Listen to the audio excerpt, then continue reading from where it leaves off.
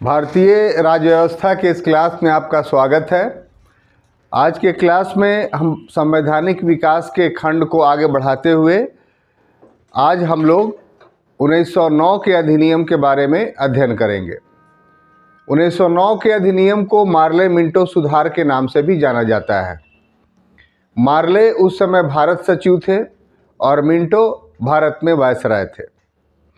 इस एक्ट के बनने के पीछे जो सबसे महत्वपूर्ण तथ्य उत्तरदायी था, या दूसरे शब्दों में यह कह लीजिए कि एक ऐसी परिस्थितियां 19वीं शताब्दी के उत्तरार्ध से बनती हुई चली आ रही थी जिन परिस्थितियों का प्रभाव 1909 के अधिनियम पर परिलक्षित होता है, दिखाई पड़ता है।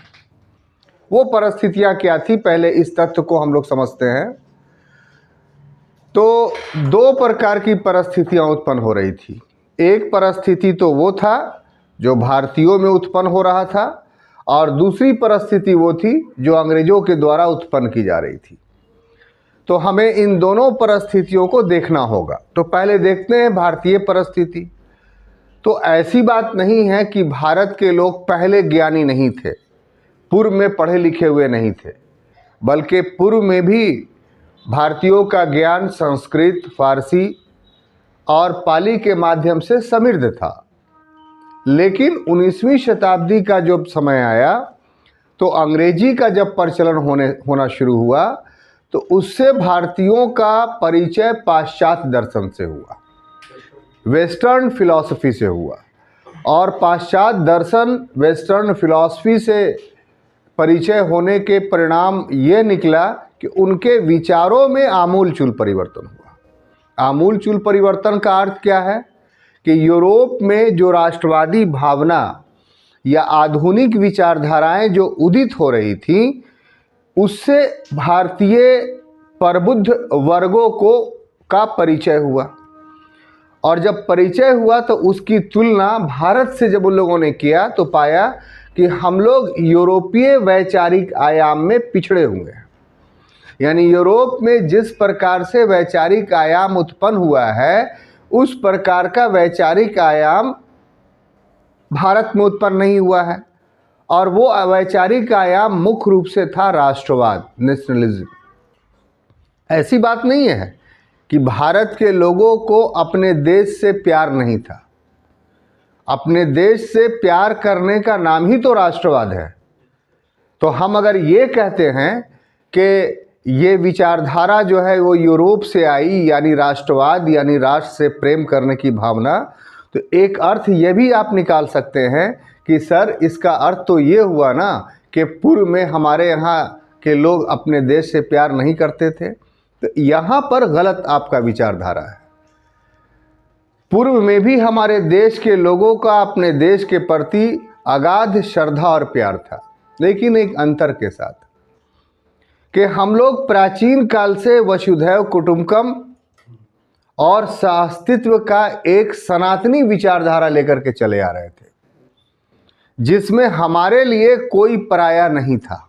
बात को समझिए, हमारा राष्ट्रवाद प्राचीन काल से ही वसुधैव कुटुंबकम एक वर्ल्ड विलेज के रूप में, जिस वर्ल्ड विलेज या वैश्वीकरण की परिकल्पना 1991 के बाद हम लोग पढ़ते हैं, ये हमारे इतिहासकार या अध्येता इस बात को आज तक प्रमाणित नहीं कर पाए हैं कि हम लोग अति प्राचीन काल से ही अपने वसुधैव कुटुंबकम के आधार पर वैश्वीकरण या ग्लोबलाइजेशन के विचारधारा को अपनाए हुए थे। तो ये हमारे सरकार की, हमारे लोगों की कमी है जो भारत के इस बड़ी विरासत और बड़ी थाथी को दुनिया के सामने नहीं प्रस्तुत कर पा रहे हैं। वो अलग बात है। हम सिर्फ यहाँ पर ये कहना चाहते हैं आपसे कि यूरोप में जो राष्ट्रवाद था, जिसे हम अपने राष्ट्रवाद के तुलना में एक संकुचित राष्ट्रवाद कह सकते हैं, तो जो चीज़ बाजार में प्रचलित होती है ना, कंपटीशन उसी में होता है। तो उस समय बाजार में जो राष्ट्रवाद प्रचलित था, हम लोगों ने उसी को भारत में प्रचलित करने का प्रयास किया। सही या गलत वो अलग बात है। और इस क्रम में हमारे नेताओं ने पाया कि इसके हननकर्ता कौन हैं। नवोदित राष्ट्रवाद के विचारधारा को भारत में फैलाने में कौन रोक रहा है? तो पता चला कि अंग्रेज रोक रहे हैं। जो चीज को वो यूरोप में फैला रहे थे, वही अंग्रेज भारत में उस विचारधारा को कुचल रहे थे। तो इस सर्कमस्टांसेस में, इस परिस्थितियां में भारतीयों में एक प्रतिक्रियावादी शक्ति अंग्रेजों के खिलाफ उभर करके सामने आई, जिसकी परिणति 1857 का विद्रोह, 1885 में भारतीय राष्ट्रीय कांग्रेस की स्थापना और अन्य राष्ट्रीय घटनाएं थी। तो ये एक परिवेश था। बात समझ में आ रही है? अब दूसरा परिवेश जो था वो इस विचारधारा के रिएक्शंस में अंग्रेजों के दिल में उभरा, या अंग्रेजों ने उत्पन्न किया।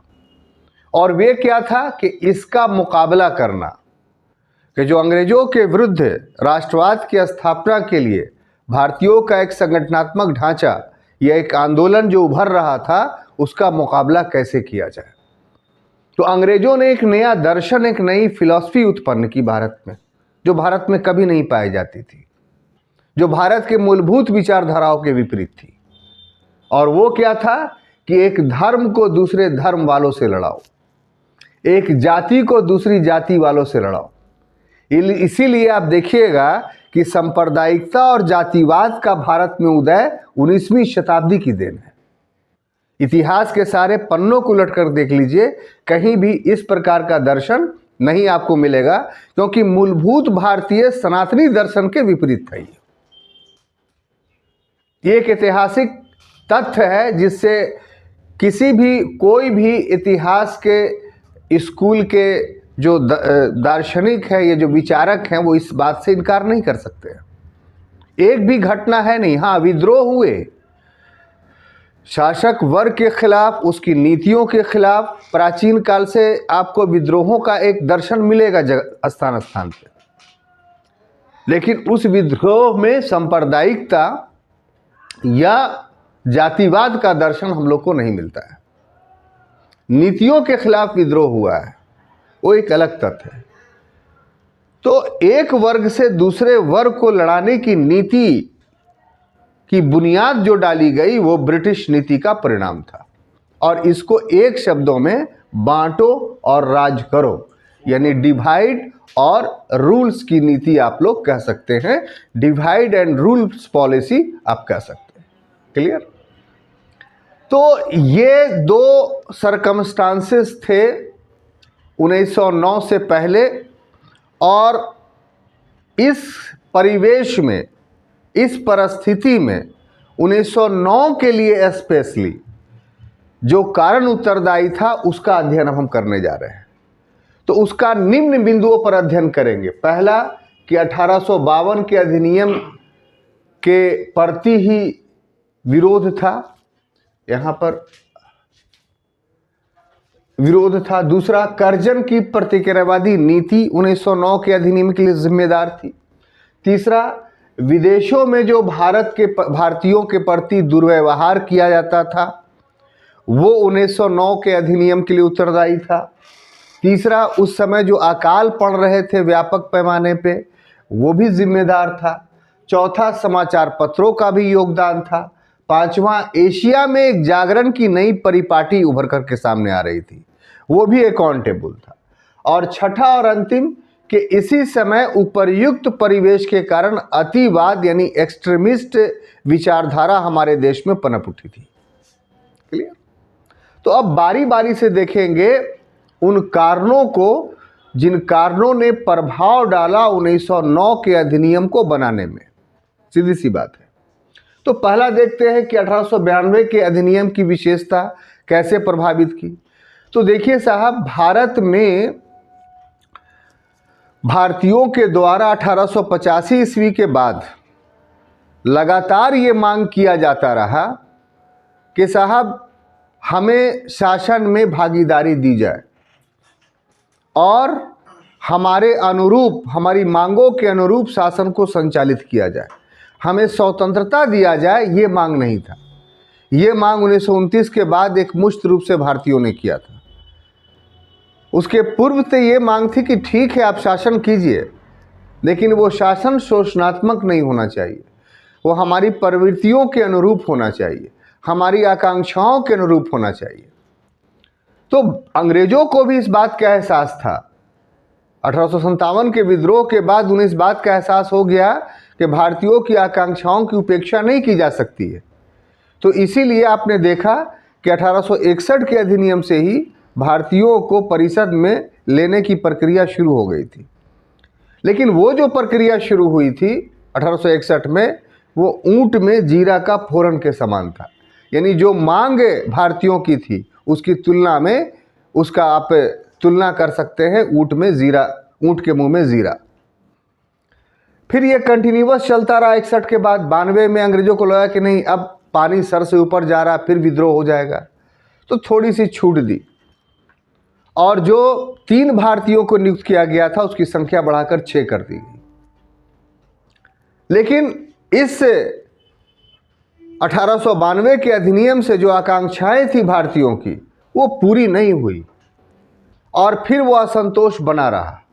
तो यह असंतोष दिन प्रतिदिन विकराल होता जा रहा था और ऐसी परिस्थिति में उस संतोष के लिए फिर नई सुविधाएं देना काफ़ी अनिवार्य था। और वो नई सुविधाओं की परिणति क्या थी? 1909 का अधिनियम, जिसको मार्ले मिंटो सुधार के नाम से जानते हैं।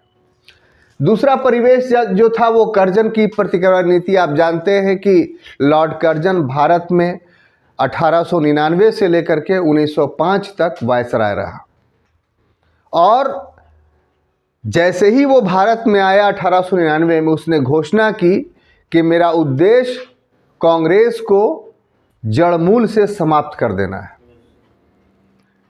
पूरी तरीके से अपंग बना देना है, उखाड़ कर फेंक देना है इसकी जड़ को।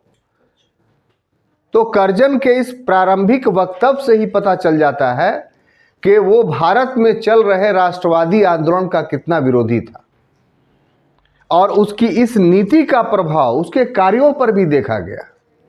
उसने जितने काम किए अपने शासनकाल में, वो सभी के सभी काम राष्ट्रीय आंदोलन को या राष्ट्रवादियों को मुख्य धारा से हटाने की या समाप्त करने की थी। जैसे एग्जाम्पल के तौर पर कलकत्ता कॉरपोरेशन एक्ट बनाया उसने। कलकत्ता कॉरपोरेशन एक्ट जब बनाया तो उसके पहले कलकत्ता कॉरपोरेशन में भारतीयों का बहुमत होता था, लेकिन इसने शासकीय सदस्यों की संख्या को बढ़ा करके भारतीयों के प्रभुत्व को वहां समाप्त कर दिया। इसी प्रकार से दूसरा जो उसका भारतीयों को हाशिए पर लाने का प्रयास था वो कलकत्ता विश्वविद्यालय अधिनियम था, जो रेले आयोग के द्वारा या रेले सुधार के नाम से जाना जाता है, उसके माध्यम से किया गया। और उसमें भी क्या किया गया?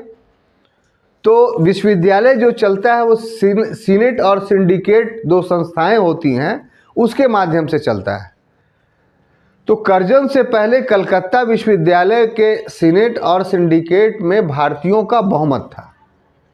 यहाँ भी भारतीयों की संख्या कम करके ब्रिटिश शासकीय वर्गों की संख्या को बढ़ा दिया गया। तो इसका मतलब वहाँ भी हाशिए पर ला दिया गया। तीसरा उसका जो शोषणात्मक काम था कि ऑफिशियल सेक्रेट्स एक्ट में संशोधन। ऑफिशियल सेक्रेट्स एक्ट में संशोधन करके उसने राजद्रोह की परिभाषा को ही बदल दिया और बहुत छोटे छोटे कृत्यों को राजद्रोह की श्रेणी में ला दिया। मतलब अंग्रेजों के खिलाफ अगर एक छोटा सा भी काम आप करते हैं तो आप पर देशद्रोह का मुकदमा यानी आईपीसी की धारा 124A लग जाएगी। 124A लाया गया था वहाबी आंदोलन के खिलाफ, तो उस समय उसकी परिभाषा दूसरी थी। ऑफिशियल सेक्रेट्स एक्ट में संशोधन कर करके कुछ भी आप अंग्रेज के खिलाफ बोल दिए तो आप पर राष्ट्रद्रोह का मुकदमा चल जाएगा और आप अंडमान निकोबार के सेलुलर जेल में बंद कर दिए जाएंगे जीवन भर के लिए और वहीं मार दिए जाएंगे। चौथा विध्वंसकारी उसका जो कृत्य था कर्जन का, वो बंगाल विभाजन था। आपको पता होना चाहिए कि बंगाल उस समय राष्ट्रीय आंदोलन का गढ़ था। वहीं से आंदोलन पुष्पित पल्वित हुआ था और वहीं से चल रहा था संपूर्ण भारत में। और इसमें बंगाली समुदाय बहुत महती भूमिका निभा रहे थे। तो इस बंगाली समुदाय को मुसलमानों और अन्य नॉन बंगाली हिंदुओं की दृष्टि में फूट डालने की विचारधारा से कर्जन ने बंगाल का 1905 में विभाजन कर दिया कि भारतीयों के बीच में ही बंगाली वर्सेस नॉन बंगाली हिंदू और बंगाली वर्सेस मुसलमान का झगड़ा उत्पन्न हो जाए और जो बंगाली समुदाय राष्ट्रवाद का नेतृत्व कर रहा है उसके हाथ से नेतृत्व छीन जाए और राष्ट्रवाद कमजोर हो जाए। ये मूलभूत उद्देश्य था कर्जन का बंगाल विभाजन का। हालांकि ऑफिशियली उसने जो घोषणा की थी वो इस बात की घोषणा की थी कि हम प्रशासनिक सुविधा के लिए बंगाल का विभाजन कर रहे हैं। इतने बड़े प्रांत का शासन जो है कलकत्ते से करना संभव नहीं था, लेकिन हिडन एजेंडा उसका ये नहीं था। हिडन एजेंडा उसका था कि बंगालियों से नेतृत्व को छीन लेना। तो ये जितने कर्जन के कृत्य थे, ऐसी बात नहीं था कि भारत के लोग मुंह बाए सिर्फ देख रहे थे, बल्कि भारतीयों ने इसके खिलाफ स्वदेशी आंदोलन चलाया बड़े तीव्र पैमाने पे। ये पहला अवसर था कर्जन के पीरियड में कि स्वदेशी आंदोलन ऑल ओवर इंडिया चला और समाज के बहुत सारे वर्गों ने सम्मिलित रूप से भाग लिया, यहां तक कि औरतों ने भी भाग लिया। तो ये सारे प्रभाव ब्रिटिशों पर पड़ रहे थे कि भारतीयों को अब कुछ सुविधा देना होगा। तीसरा जो काउज हम लिख रहे हैं वो है कि विदेशों में भारतीयों के प्रति दुर्व्यवहार। शुरू से ही भारत के लोग विदेशों में रह रहे थे, तो विदेशों में जो भारतीय रह रहे थे उनके साथ दुर्व्यवहार सिर्फ इस ग्राउंड पर किया जा रहा था कि आप एक परतंत्र देश के व्यक्ति हैं, इसलिए आपको यहाँ जो है वो सब अधिकार नहीं मिलेगा जो एक स्वतंत्र देश के व्यक्ति को मिलता है। और इस तरीके का अमानवीय या गैर अमानुषिक व्यवहार अफ्रीका कॉन्टिनेंट में ज़्यादा हो रहा था। वहाँ भारतीयों को इस तरह का लांछना और प्रताड़ना लगाया जा रहा था कि आप एक परतंत्र देश के नागरिक हैं। तो जो उनसे संबंधित लोग थे उनके दिलों में ये भावना भरने लगी कि हमें अपने देश को स्वतंत्र कराना है ताकि हम सम्मान के साथ यहाँ भी और विदेशों में भी जीवन व्यतीत कर सकें। तो इसका भी प्रभाव 1909 के अधिनियम को बनाने के समय पड़ा। अब है अकाल। देखिए, अकाल आमतौर पे एक प्राकृतिक आपदा माना जाता है। अकाल का मतलब क्या हुआ कि अनाज की कमी। तो अनाज की कमी आमतौर पे माना जाता है कि ये प्राकृतिक घटना है। जैसे बारिश कम हुई उसके वजह से अनाज का उत्पादन नहीं हुआ, या बारिश अधिक हो गई तो अनाज नहीं उत्पन्न हुआ। ये दोनों परिस्थितियों में अकाल आता है। इसीलिए अकाल में आमतौर पे कहा जाता है एक प्राकृतिक घटना है। लेकिन आपको जानकर ये ताज्जुब होगा, और हिस्ट्री के क्लास में हम ये एक क्लास अलग से ले चुके हैं, कि ब्रिटिश शासनकाल में अकाल प्राकृतिक घटना नहीं थी, मानव जनित थी। और मानव जनित किस रूप में कि भूराजस्व की दर इतनी बढ़ी हुई थी, व्यावसायिक फसलों को प्रोत्साहन दिया जा रहा था और कृषि का व्यवसायीकरण किया जा रहा था।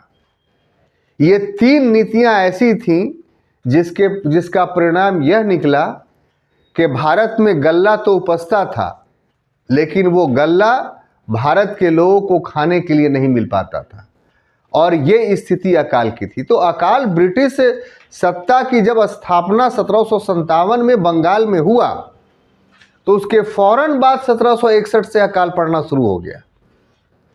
लेकिन उस समय भारतीयों को इसका एहसास नहीं हुआ था। इस समय तक आते आते 19वीं शताब्दी के अंतिम समयों तक आते आते इस अकाल के कारणों की जानकारी भारतीयों को हो गई कि साहब ये जितने भी अकाल 100 वर्षों से पड़ रहे हैं इसके लिए प्राकृतिक कारण उत्तरदायी नहीं है, बल्कि ब्रिटिश शासन उत्तरदायी है। तो इसके विरुद्ध भी भारतीयों के दिल में एक असंतोष था, और जिसकी जानकारी अंग्रेजों को हो गई थी। तो इसी की प्रतिपूर्ति के लिए उन लोगों ने कहा कि कुछ संतुष्ट करने का काम किया जाए। क्योंकि अब ब्रिटिशों की नीति जानते हैं क्या हो गई थी कि कुछ शोषण करो और समय समय पर कुछ सुविधाएं दे दो ताकि हमारा शोषणात्मक रूप जो है वो छुप जाए। आगे आइए, समाचार पत्रों का योगदान। समाचार पत्रों का अस्तित्व तो 1817 से या कह लीजिए 1780 से जेम्स ऑगस्टस हिक्की के बंगाल गजट से ही शुरू हो गया था। लेकिन राष्ट्रवादी समाचार पत्र की नींव राजा राम मोहन राय के द्वारा संवाद कौमुदी से डाली गई। बीच में बहुत सारे उस पर प्रतिबंध भी लगाए गए, लेकिन भारत दुर्दशा जो हरिश्चंद्र ने प्रकाशित की, यह मराठा और केसरी बालगंगाधर तिलक के द्वारा निकाला गया, इंडियन मिरर, ये सब जो समाचार पत्र थे, ये सब समाचार पत्र पूरी तरीके से राष्ट्रवाद से ओतप्रोत थे। यानी 19वीं शताब्दी के उत्तरार्ध के समाचार पत्र, खासतौर से मराठा और केसरी। तो इन समाचार पत्रों ने भी, या फिर अमृत बाजार पत्रिका, या फिर और एक के नाम है जिस पर वर्नाकुलर प्रेस एक्ट लाया गया था, बंग दत्त, या क्या था नाम भूल रहे हैं वो। तो ये सब जो है समाचार पत्र राष्ट्रवादी भावनाओं से ओतप्रोत थे। इनका प्रभाव भी 1909 के अधिनियम पर पड़ा कि कंटिन्यूअस ये समाचार पत्र भारतीय समस्याओं को उभार रहे थे और जनता में जागृति पैदा। छपता था बहुत कम, लिटरेसी रेट भारत की कम थी, लेकिन जानते हैं क्या होता था, एक समाचार पत्र अगर किसी गांव में पहुंच गया, वो महीना दिन बाद ही पहुंचा, तो एक व्यक्ति अगर जो पढ़ा लिखा होता था वो उस समाचार पत्र को पढ़ करके पूरे गांव वाले को सुनाता था। तो समाचार पत्र संख्या में तो कम छपते थे, लेकिन समाचार पत्र में जो विचार छपा उसका सर्कुलेशन 100% होता था इस नीति के तहत। तो समाचार पत्रों ने इस प्रकार से भूमिका निभाई। एशिया में जागरण, देखिए अभी तक एक डर मनोविज्ञान से यूरोप शासन कर रहा था। यूरोप ने एक प्रचार तंत्र, जो उस समय जो भी रहा, वैचारिक के प्रचार को आगे बढ़ाने की नीति, तो वैश्विक स्तर पे उसने एक बात को स्थापित कर दिया था अपने माध्यम से कि यूरोप के जो देश है ना, खासतौर से ब्रिटेन, वो अजेय है, उसको दुनिया में कोई नहीं हरा सकता। खासतौर से एशिया और अफ्रीका जो इन यूरोपीय देशों के उपनिवेश के शिकार बने थे, उनमें तो ये दम है ही नहीं। ये दोनों कॉन्टिनेंट जो है वो पराजित है, दलित है, दबा हुआ है। इसके पास सक्षमता ही नहीं है कि इतनी बड़ी विश्व शक्ति से मुकाबला कर सके। इसलिए ब्रिटेन जो है, ये यूरोप के अन्य जो औपनिवेशिक शक्तियां हैं वो अजेय हैं। बात समझ में आ रही कि नहीं? लेकिन दो घटनाएं ऐसी हुई जिन घटनाओं ने इस गलत धारणा को धूल धूसरित कर दिया। अब वो दो घटनाएं क्या थी? एक, अदोवा का युद्ध। अदोवा का युद्ध 1898 ईस्वी में अबिसिनिया और इटली के मध्य हुआ था। अबिसिनिया एक अफ्रीकी देश, इटली एक यूरोप का शक्तिशाली देश के रूप में उभर चुका था। मेजनी, काबूर और गरिबाल्डी ने उसका एकीकरण करके उसको एक सशक्त देश के रूप में उभार दिया था। तो ऐसी परिस्थिति में उसके पास नए नए अस्त्र शस्त्र थे। किसके पास? इटली के पास।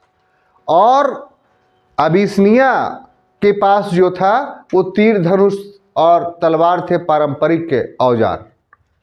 लेकिन अपने इन्हीं तीर धनुष तलवार नामी पारंपरिक औजार से उस समय के महाशक्ति मानी जाने वाली इटली को पराजित कर दिया अदोवा के युद्ध में। अदोवा, आ दा में ओ की मात्रा, बा में आकार, ठीक है। अदोबा के युद्ध में पराजित कर दिया। तो एक भरम तोड़ने वाला देश अफ्रीकी देश था। और दूसरा 1904-05 में रूस जापान युद्ध हुआ। देखिए, रूस का अधिकांश बड़ा भाग एशियाई है, लेकिन जो रूस का संपन्न भाग है, जनघनत्व वाला भाग है, औद्योगिक भाग है, वो सब का सब यूरोपीय है। इसलिए सामान्यतः वो एक यूरोपीय देश माना जाता है। हालांकि यूरेशिया बोलते हैं हम लोग उसको भौगोलिक दृष्टिकोण से, लेकिन राजनीतिक और आर्थिक दृष्टिकोण से वो एक यूरोपीय देश ही माना जाता है आज भी। और जापान एक छोटा सा देश, वैसा 100 जापान उसमें समा जाएगा रूस में भूभाग के हिसाब से। लेकिन जब युद्ध हुआ 4-5 में, तो एक छोटा सा एशियाई देश जापान ने रूस को पछाड़ दिया, हरा दिया। तो इस प्रकार से एक एशियाई देश ने क्या किया, तो उस मिथक को तोड़ दिया। किस मिथक को? यूरोप की अपराजयता के मिथक को। तो इस तरीके से एशिया में इन दो घटनाओं के कारण जागरण आया। अब साहब देखिए कि ये जितने उपर्युक्त 6 कारणों का विवरण हमने दिया आपके सामने, तो उसका एक प्रतिक्रिया रूप से 7वां कारण उभर करके सामने आया, और वो ये कि भारतीय राष्ट्रीय आंदोलन में जो अभी तक उसका चरित्र उदारवादी था, वो अब उग्रवादी हो गया। और इसके लिए 4 नाम उत्तरदायी थे। कौन? बाल गंगाधर तिलक, विपिन चंद्र पाल, लाला लाजपत राय और अरविंदो घोष। और इन लोगों ने कांग्रेस की पूर्ववर्ती नीतियों की मुखालफत की और कहा कि ये भिक्षावृत्ति की नीति है, मेंडेंसी पॉलिसीज है, इससे भारतीयों को कोई भी लाभ होने वाला नहीं है, ये अंग्रेज कोई भी मांग पूरी करने वाले नहीं। तो जब अतिवादी विचारधारा का या उग्रवादी विचारधारा का, एक्सट्रीमिस्ट थॉट का भारतीय राजनीति में पदार्पण हुआ, तो अब अंग्रेजों के लिए संभव नहीं रह गया कि वो जिस प्रकार से शासन कर रहे थे उस प्रकार से करते रहे, बल्कि अब आवश्यकता अंग्रेजों को महसूस हुई कि अब भारतीयों को कुछ और अधिकार देना पड़ेगा, लेकिन अपनी नीतियों के साथ। अब वो नीति कौन थी? अभी पूर्व में जब सबसे प्रारंभिक बेला में हमने उसको डिस्कस किया कि अंग्रेजों की नीति भारतीय प्रतिक्रियावाद के रूप में क्या बन गई थी? डिवाइड एंड रूल्स की पॉलिसी। तो 1909 के अधिनियम में, जिसे मार्लो मिंटो सुधार कहा जाता है, उसमें पहली बार आपको स्पष्ट रूप से दिखाई पड़ेगा कि अंग्रेजों ने डिवाइड एंड रूल की नीति अपनाई। अब कैसे? तो 1909 के अधिनियम के जब प्रावधान हम लोग पढ़ेंगे तब उसमें आपको स्पष्ट रूप से दिखाई पड़ेगा। तो प्रावधान पे आते हैं। तो एक हेडिंग बना लेते हैं,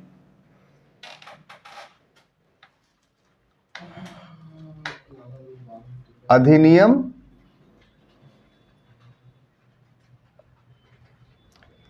के महत्वपूर्ण प्रावधान। के महत्वपूर्ण प्रावधान, है ना? तो देखिए साहब, इस अधिनियम को के महत्वपूर्ण प्रावधान पढ़ने के क्रम में आप एक बात जानिए कि इसमें केवल 8 अनुच्छेद थे। बात समझ में आ रही है क्या? केवल 8 अनुच्छेद थे।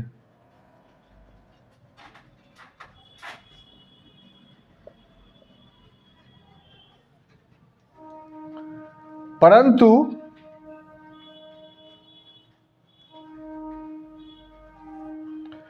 प्रभाव के दृष्टिकोण से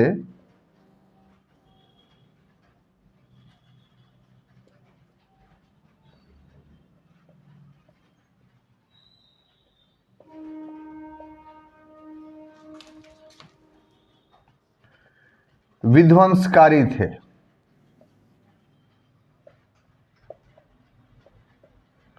एक तो बात ये हुआ, और दूसरा ये कि 8 अनुच्छेद माने छोटा अधिनियम था, तो बाकी के प्रावधान या कह लीजिए शेष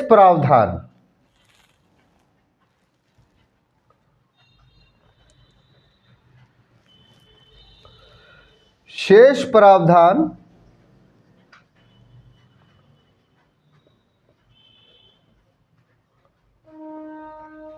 करने का अधिकार, हाँ, करने का अधिकार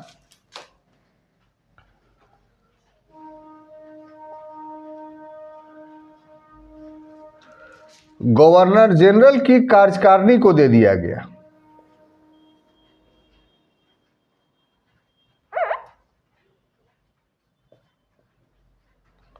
गवर्नर जनरल की कार्यकारिणी को दे दिया गया, है ना। अब इसको पहले समझते हैं कि क्या मामला है। ठीक है, तो अधिनियम के प्रावधान को पढ़ने से पूर्व ये दो बातें आपको जाननी है। पहला कि और इसके पूर्व के अधिनियम, ये बाद के अधिनियम लोग पढ़ेंगे, पूर्व का जो पढ़ चुके, बाद का जो पढ़ेंगे, तो उसमें बहुत ज़्यादा अनुच्छेद हुआ करते थे। उसकी तुलना में जो 1909 का मार्ले मिंटो सुधार है, ये 1909 का भारतीय परिषद अधिनियम है, वो सिर्फ 8 अनुच्छेदों पर ही आधारित था। बहुत छोटा अधिनियम था। ऐसा क्यों हुआ? ऐसा इसलिए हुआ कि मुख्य बातें ब्रिटेन से बन करके चली आई अधिनियम की, और बाकी इसके इम्प्लीमेंटेशन के लिए इसके कौन कौन से इक्विपमेंट चाहिए और कौन कौन से संस्थाएं बनानी पड़ेंगी, क्या व्यवस्था करनी पड़ेगी, कौन से रूल्स बनाए पड़ेंगे, रेगुलेशंस बनाने पड़ेंगे, वो सब का सब अधिकार दे दिया गया गवर्नर जनरल इन काउंसिल को कि इस अधिनियम के 8 प्रावधानों को कैसे लागू किया जाएगा, ये उसके लिए जो विनियमन है, जो रेगुलेशंस है, वो कौन बनाएगा? तो गवर्नर जनरल अपने काउंसिल के सहयोग से बनाएगा। तो इस प्रकार से इस अधिनियम में सिर्फ जो 8 अनुच्छेदों में प्रावधान था वो ये था कि केंद्रीय विधायिका का विस्तार कैसे किया जाए, कितना किया जाए, और प्रांतीय विधायिका का विस्तार कैसे किया जाए। बात समझ में आ रही है? और इन दोनों विधायिकाओं के विस्तार करने के क्रम में जो मूलभूत नीति बनाई गई वो यह कि डिवाइड ऑन रूल्स जैसे विध्वंसकारी पॉलिसीज को इसमें डाल दिया गया। फूट डालो और राज करो की नीति को इसमें डाल दिया गया। तो हम लोगों को यही बात इस अधिनियम में समझनी है। क्लियर? तो सबसे पहले देखते हैं कि जो पहला प्रोविजंस था वो केंद्रीय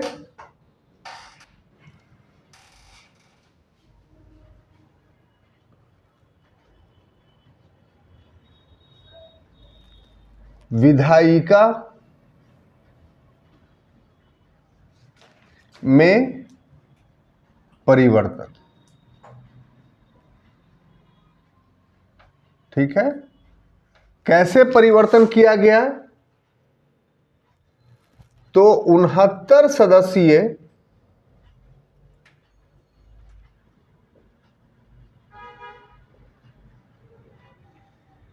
विधायिका बनी,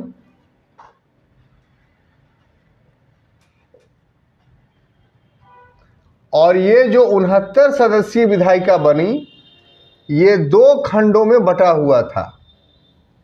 कितने खंडों में? एक को कहते थे शासकीय,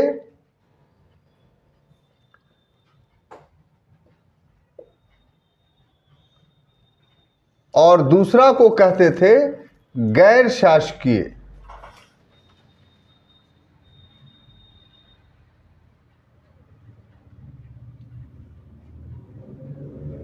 ठीक है, शासकीय सदस्यों में अगर देखा जाए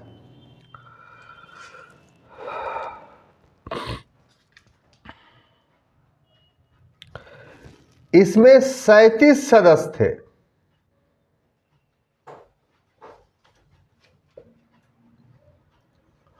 और इसमें 32 सदस्य थे। कितना? 32। तो 32 और 37 जुड़ कट के 59 हो गया। 69 नहीं, हाँ 69 हो गया। अब शासकीय भी 2 वर्गों में बटे हुए थे। कितने वर्गों में? 2। एक को बोलते थे पदेन, यानी एक्स ऑफिसियो, और दूसरे को बोलते थे मनोनीत। क्या बोलते थे? मनोनीत, यानी नॉमिनेटेड।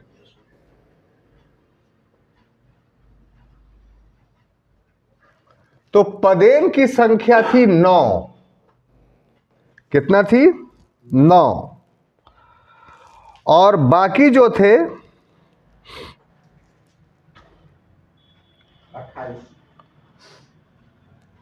28 वो मनोनीत थे। किसके द्वारा? वायसराय द्वारा। क्लियर? अब देखिए कि पदेन में कौन कौन था। तो पहला तो गवर्नर जनरल खुद हो गया।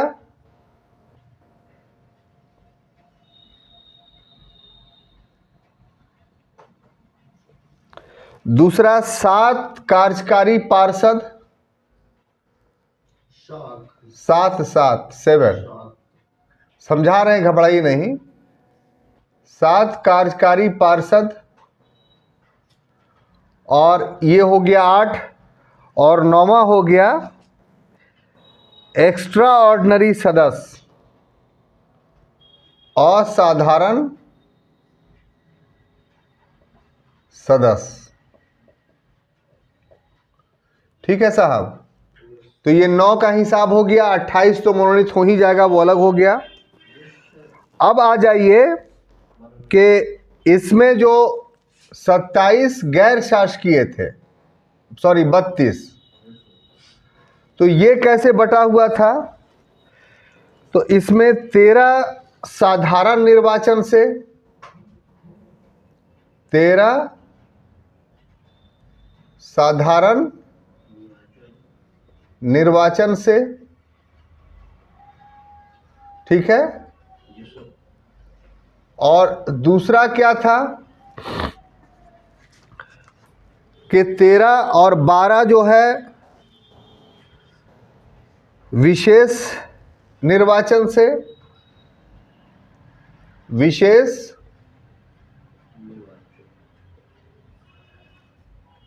निर्वाचन से, ठीक है ना। और एक बाकी बच गया 2, 32 में 3 2 5, 25 हो गया, 7 बचा।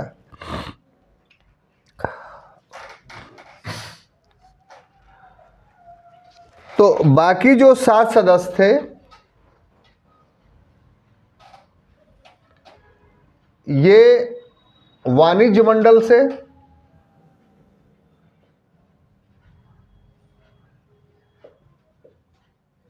और पुनः ये जो 12 सदस्य थे इसका 2 भाग था,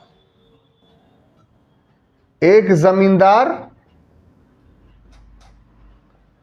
और दूसरा मुसलमान। 12 तब 12 में 6 जमींदार और 6 मुसलमान। बात समझ में आई? तो अब इसको एलोबरेट करते हैं, देखते हैं। असल जो प्रावधान था वो यही था। यहां पर गौर कीजिए और आपको जो समझने वाली बात है समझिए, और हम समझते हैं कि आप पूर्व से समझे हुए होंगे कि हम जो ये शब्द इस्तेमाल कर रहे हैं 69 सदस्यीय विधायिका, तो इसका मतलब क्या हुआ? क्या वास्तव में विधायिका जैसे संसद जैसी संस्था थी? तो इसका जवाब होगा नहीं।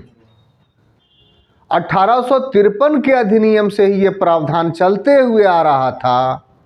क्या आ रहा था कि गवर्नर जनरल की कार्यकारिणी में कुछ विधायी सदस्यों को नियुक्त कर दिया जाएगा।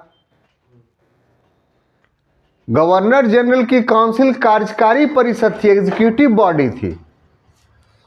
विधायी बॉडी बनने का मतलब क्या था कि अब वो कानून का भी निर्माण करेगी। तो इसकी शुरुआत 53 से हो गया था।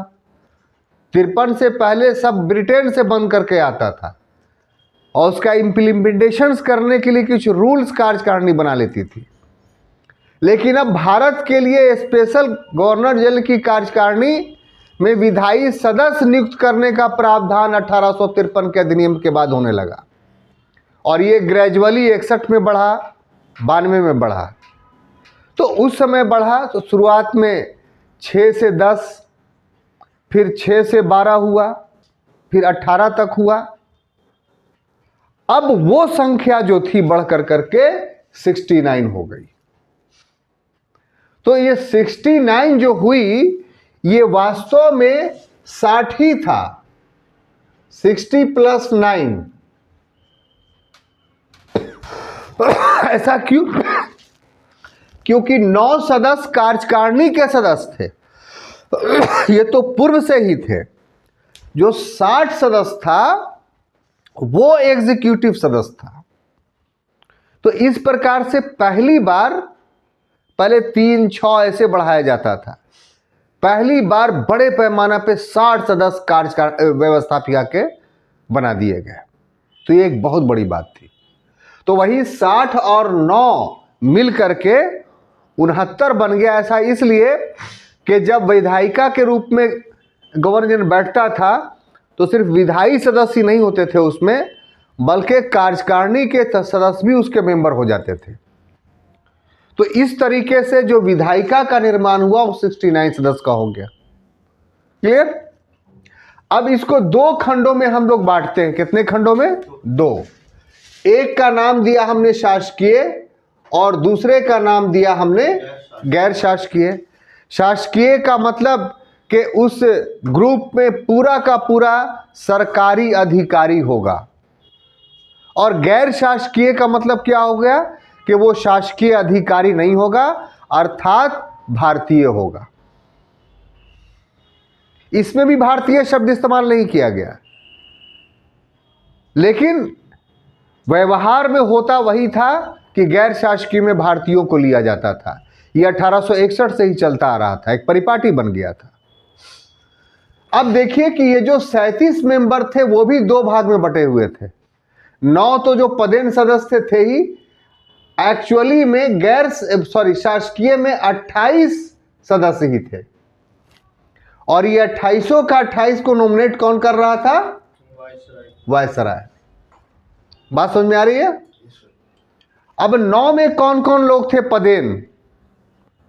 पदेन का मतलब एक्स ऑफिसो का मतलब कि एक पद धारण करने से दूसरा पद स्वयं मिल जाए। तो गवर्नर जनरल की कार्यकारिणी में जो भी थे वो सब पदेन थे।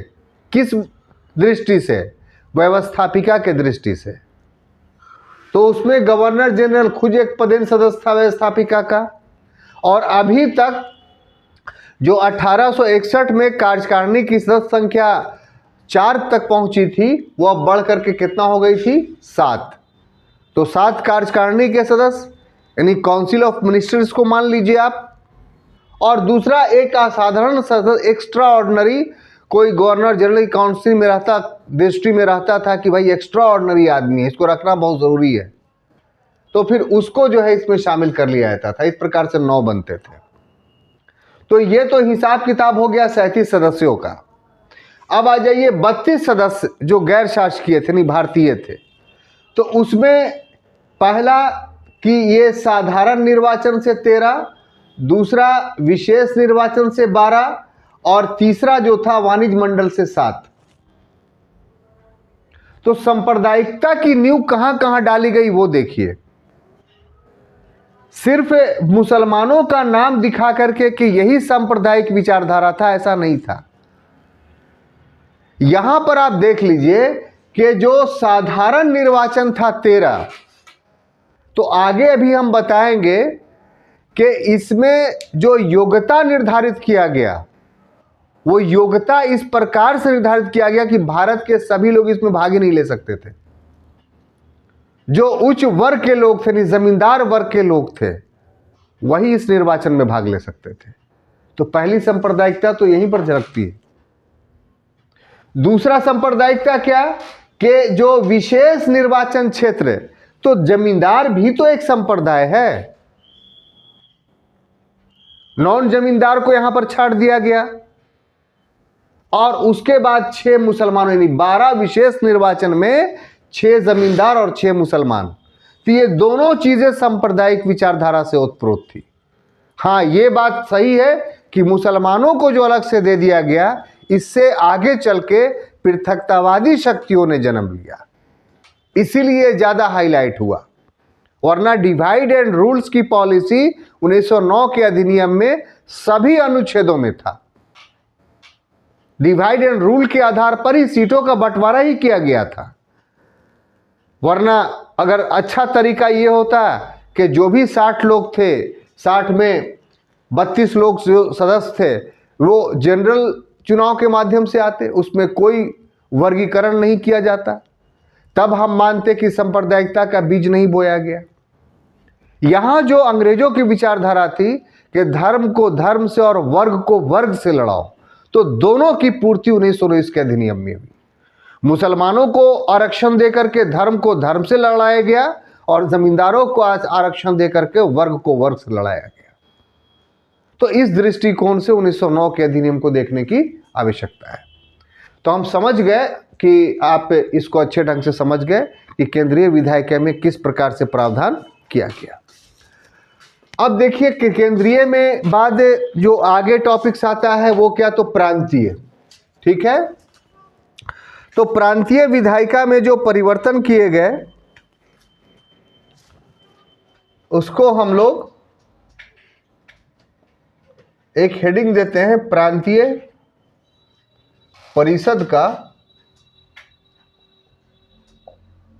विस्तार। तो ऐसा नहीं है कि सिर्फ केंद्रीय परिषद का ही विस्तार हुआ, बल्कि प्रांतीय परिषद का भी विस्तार हुआ। कैसे, तो जैसे बर्मा में संख्या बढ़ा कर करके 16 कर दी गई। कितना? 16। इसी प्रकार से बंगाल, पूर्वी बंगाल और असम,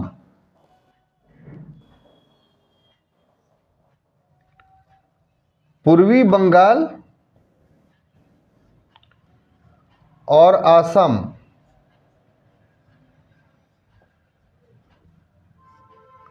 यहां कितना संख्या कर दी गई, तो 41। और शेष जो बंगाल था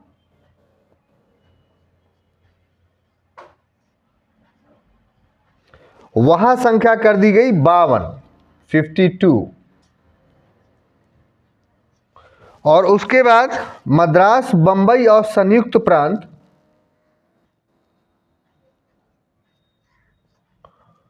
मद्रास, बंबई और संयुक्त प्रांत,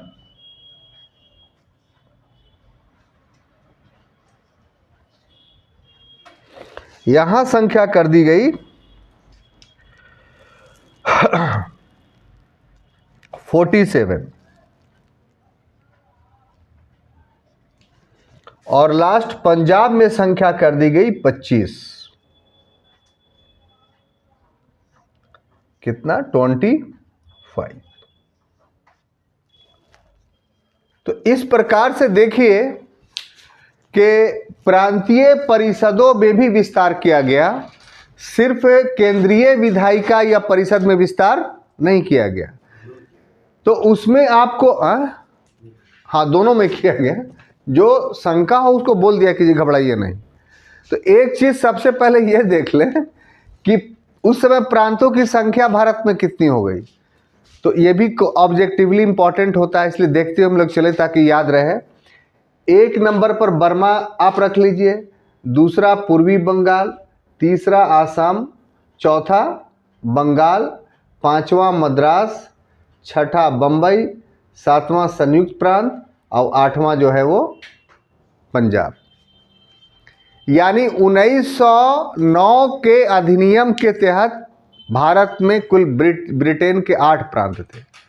या दूसरा शब्द ऐसे कह लीजिए, दूसरे शब्दों में, कि जितने भूभाग पर अंग्रेजों ने कब्जा किया था भारत में, उसको 8 प्रांत में बांटा था। क्लियर? और इन 8 प्रांतों की में विधायिका थी, जैसे केंद्रीय विधायिका थी, तो उसकी सदस्य संख्या की बात की जा रही है।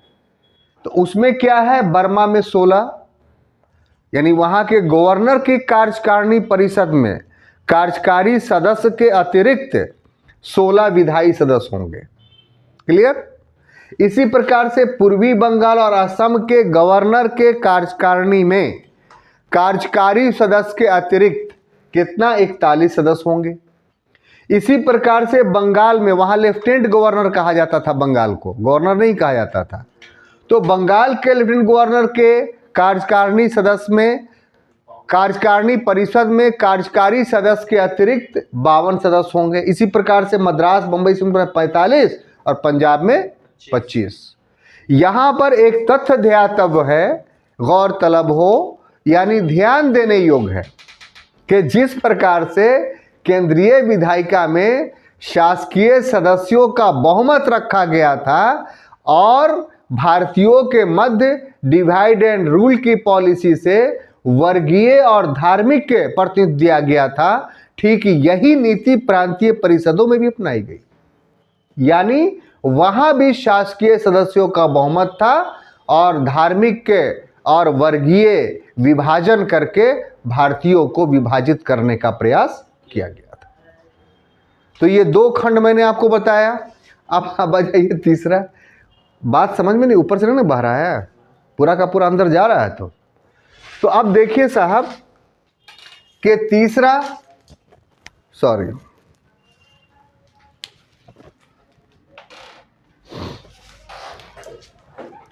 तीसरा हम एक हेडिंग बनाते हैं ताकि आपको तथ्य और समझ में आए।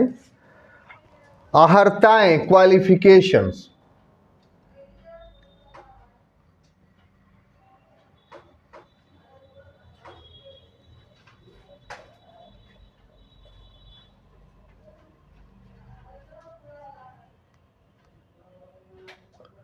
ठीक है ना?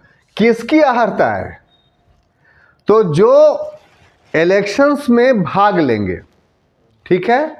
अब देखिए मिश्रा जी, यहां पर एक तथ्य को स्पष्ट करना काफी जरूरी है हमारे लिए। 1861 के द्वारा भी विधायी सदस्य के रूप में गवर्नर जनरल की कार्यकारिणी परिषद में भारतीयों को शामिल किया गया। उस समय 3 सदस्यों को शामिल किया गया। हर 2 वर्ष पर वो सदस्य रिटायर कर जाता था, फिर 3 को ले लिया जाता था। ये बात आप लोग पढ़ चुके हैं। 1892 में वो संख्या 3 से बढ़कर 5 हो गई। ठीक है, 5 भारतीयों को लिया गया, है ना भाई? तो ये दोनों समय में बजाते तौर पे निर्वाचन को महत्व नहीं दिया गया, नॉमिनेशंस को महत्व दिया गया। 92 के अधिनियम में, 92 के अधिनियम पढ़ने के क्रम में हमने बताया था आपको कि कैसे निर्वाचित होते थे। तो विधान परिषद के सदस्यों के द्वारा निर्वाचित होते थे, यही ना? और विधान परिषद के जो मेंबर्स थे वो कैसे? तो नगर पालिकाओं, विश्वविद्यालयों, नगर बोर्डों से निर्वाचित होते थे। ये दिमाग में चला गया। लेकिन इस निर्वाचन के बाद कोई महत्व नहीं था। एक्चुअली में गवर्नर जनरल नॉमिनेट करता था उसे। अगर निर्वाचन जीत के आ भी गया और गवर्नर जनरल ने नॉमिनेशंस का नोटिफिकेशंस नहीं निकाला तो वो सदस्य नहीं माना जाता था। लेकिन 1909 के अधिनियम में इस बात को हटा दिया गया। अब जो इलेक्टेड होकर के लोग आएंगे वो गवर्नर जनरल द्वारा नॉमिनेट करने की आवश्यकता नहीं होगी। गवर्नर जनरल सिर्फ नॉमिनेटेड सदस्यों को ही नॉमिनेट करेगा।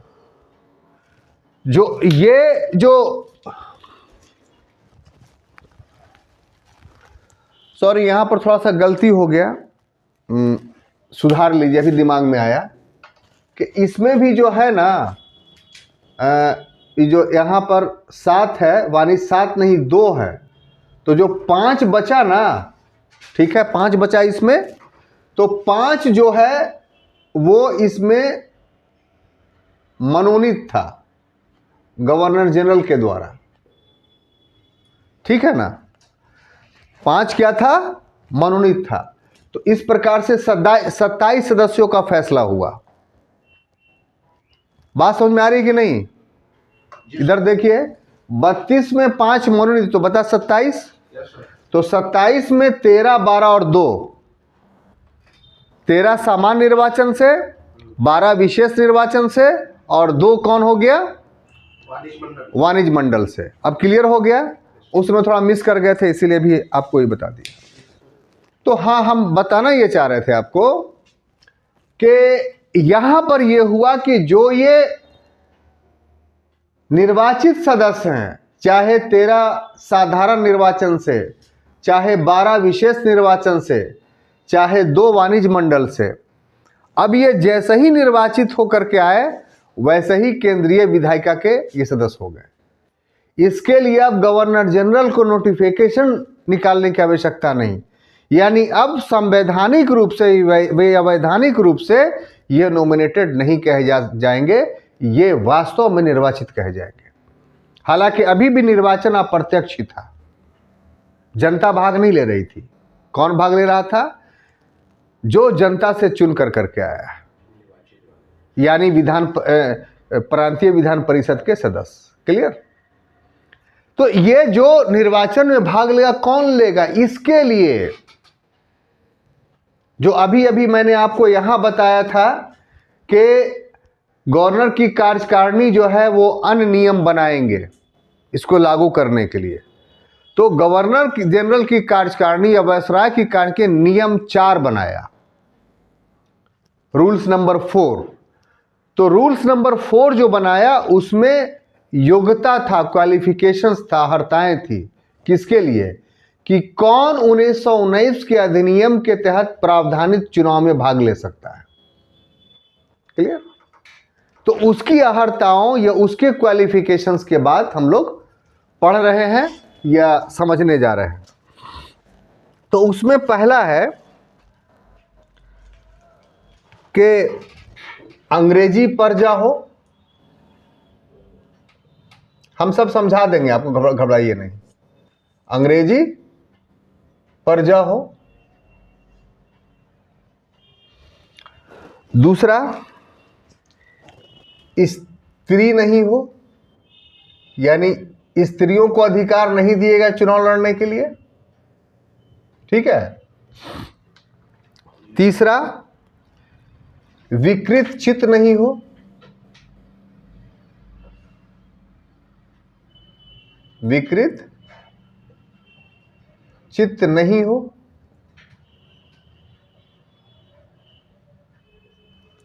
उसके बाद 25 वर्ष से कम आयु का नहीं हो।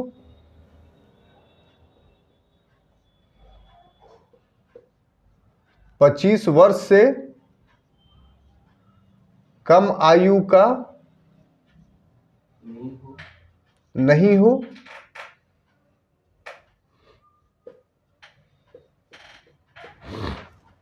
उसके बाद दिवालिया नहीं हो।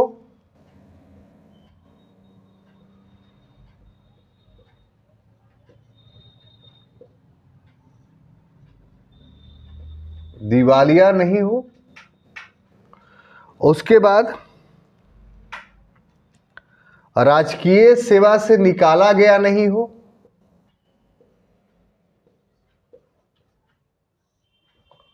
राजकीय सेवा से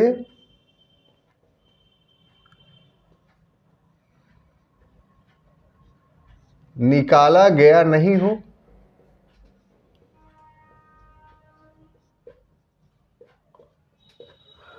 उसके बाद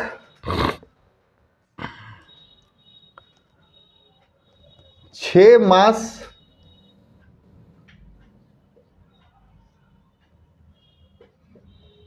से अधिक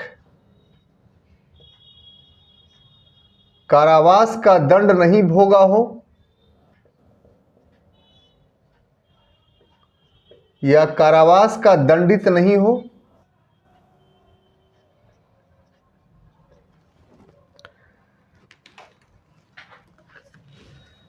देखें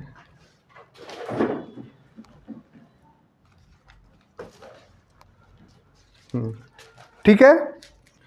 तो ये योग्यताएं थी जो 1909 के अधिनियम के तहत चुनाव में भाग लेना चाहते थे। पहला क्या साहब कि अंग्रेजी पर्जा हो। यहां पर आप सवाल कीजिएगा कि सर किसे अंग्रेजी पर्जा कैसे कहा जाएगा, तो इसके लिए आपको 1858 का महारानी विक्टोरिया का घोषणा याद करना पड़ेगा कि महारानी विक्टोरिया ने कहा था पहली बार अपने डिक्लेरेशंस में कि भारत की सभी जनता ब्रिटिश प्रजा है। तो एक प्रकार से अंग्रेजों ने भारतीयों को ब्रिटिश प्रजा सबसे पहले कब स्वीकार किया? 1858 के अधिनियम के तहत, जो 1 नवंबर 1858 की महारानी विक्टोरिया की घोषणा थी उसके तहत। तो उसके आधार पर यह कहा जा रहा है कि वो ब्रिटिश प्रजा हो, यानी उसकी नागरिकता कौन है? ब्रिटिश हो, वही इसमें भाग ले सकता है। दूसरा, स्त्री नहीं यानी पुरुषों को दिया गया चुनाव लड़ने का अधिकार, स्त्रियों को नहीं दिया गया। तीसरा, विकृत चित्त नहीं हो, मतलब पागल नहीं हो। तो पागल ऐसे ही नहीं, पागल घोषित करने का अधिकार किसे है? डॉक्टर को या न्यायालय को? आप बोलिए तो जरा। नहीं, आज भी वही है। डॉक्टर घोषित नहीं करता है कि आप पागल हैं, डॉक्टर इलाज करता है। घोषित करता है न्यायालय कि ये पागल है। तो न्यायालय के द्वारा अगर कोई व्यक्ति सेटिस्फाइड है कि इज मैड, तो वो इलेक्शन में भाग नहीं ले सकता है, और 25 वर्ष से कम आयु का नहीं हो। ठीक है। दिवालिया नहीं, दिवालिया का इंग्लिश बोलते हैं बैंकरप्ट, मतलब किसी सरकार से उधार लिया हो, बैंक से उधार लिया हो और दे नहीं पाया हो, तो बैंक दिवालिया, न्यायालय दिवालिया घोषित करती है उसको। इसका मतलब यह हुआ कि अब आने वाले समय में उसको कोई भी सरकारी कार्य नहीं मिलेगा, सरकारी सेवा नहीं मिलेगी, या बैंक से लोन भी नहीं मिलेगा। ठीक है। राजकीय सेवा से गवर्नर जनरल ने उसको नहीं निकाला हो, और 6 मास से अधिक का दंड का भोगी नहीं हो। तो ऐसा ही व्यक्ति जो है वो इस पद्धति के तहत, जो 1909 के पार्लियामेंट सुधार के तहत जो निर्वाचन का प्रावधान किया गया था, उसमें भाग ले सकता है। ये तो महत्वपूर्ण अर्हताएं हैं। वर्गीय और क्षेत्रीय अर्हताएं कुछ अलग अलग भी थी, तो वो हम लोग के अध्ययन का विषय नहीं है। सामान्य रूप से ये अर्हताएं ही मानी जाती है। अब अंतिम कार्य प्रणाली पर आते हैं हम लोग। ठीक है, कार्य प्रणाली पे। तो सबसे महत्वपूर्ण बात यह था कि पूरक प्रश्न, क्या चीज? पूरक प्रश्न बहुत इंपॉर्टेंट चीज है। सप्लीमेंट्री क्वेश्चंस पूछने का अधिकार मिल गया। 1892 के अधिनियम के तहत सप्लीमेंट्री क्वेश्चन पूछने का अधिकार नहीं मिला था, लेकिन 1909 के मार्लो मिंटो सुधार के द्वारा सप्लीमेंट्री क्वेश्चंस पूछने का अधिकार सदस्यों को मिल गया। और एक दूसरी बात यह कि अगर मंत्री यानी कार्यकारी सदस्य उस समय जवाब नहीं दे पाए, तो ये नियम बना कि वो समय देंगे सदस्यों को कि हम इसका जवाब बाद में देंगे। जैसे आज पार्लियामेंट में होता है कि हमें इसकी जानकारी नहीं है, हम बाद में पूछ करके आपको बताएंगे। तो इसका अर्थ ये हो गया कि अब सदस्य कोई भी प्रश्न राइज करेगा तो उसका जवाब देना अनिवार्य कर दिया गया। सिर्फ पूरक ही प्रश्न अनिवार्य नहीं किया गया। और तीसरा बात कि बजट के हर बिंदुओं पर प्रश्न उठाने का अधिकार दे दिया गया। तो ये 3 बहुत ही शक्तिशाली और महत्वपूर्ण परिवर्तन किए गए। लेकिन इस नकारात्मक प्रभाव के साथ कि एक विभाजनकारी दृष्टिकोण 1909 के अधिनियम में अपनाया गया। खैर, जो भी सुविधाएं जितने दी गई उसके बारे में ये कहा जा सकता है कि जितनी मांग थी भारतीयों की, उसकी पूर्ति 1909 के अधिनियम के द्वारा नहीं हुआ। क्यों? क्योंकि बंग भंग विरोधी आंदोलन के तहत स्वदेशी सरकार की मांग की गई थी, यानी होम रूल्स की मांग की गई थी। वो होम रूल्स का डिमांड 1909 के अधिनियम ने पूरा नहीं किया। तो हम समझते हैं कि 1909 के अधिनियम को पूरी तरीके से समझने में आप सफल रहे। अगले क्लास में हम बाकी जो 2 बचे अधिनियम हैं, यानी 1919 और 1935, उस पर विचार करेंगे। तब तक के लिए अनुमति दीजिए। धन्यवाद।